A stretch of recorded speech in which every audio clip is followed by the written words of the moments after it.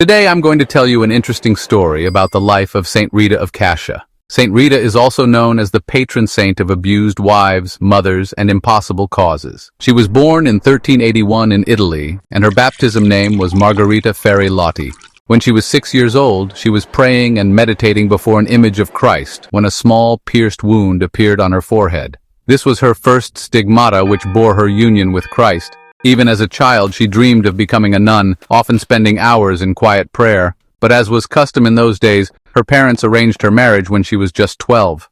Her husband, Paolo Mancini, was a man of wealth, but he had a quick temper and was often violent. Their marriage was difficult, but Rita remained patient, prayerful, and devoted. She bore him 2 sons and did everything she could to bring peace to their home. Their marriage lasted for 18 years. Over time, her gentle spirit softened her husband's heart, and he slowly changed for the better. One day, her husband had an argument with a family member and was fatally stabbed. He died, leaving her a widow.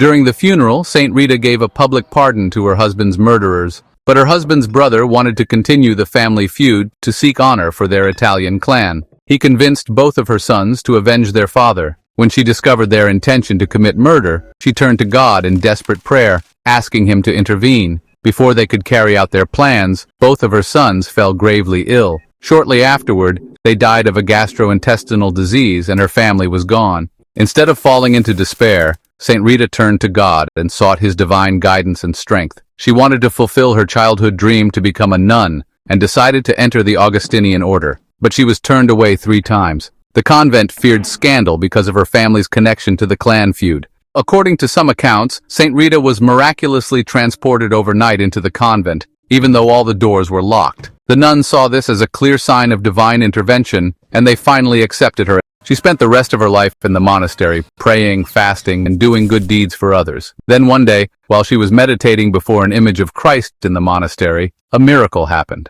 Her childhood stigmata on her forehead appeared again. This time it was very painful, as if she was wearing the thorn of Jesus' crown. This stigmata never healed and became both her cross and her blessing, marking her deep union with Jesus. On May 22, 1457, Saint Rita died from tuberculosis at the age of 75.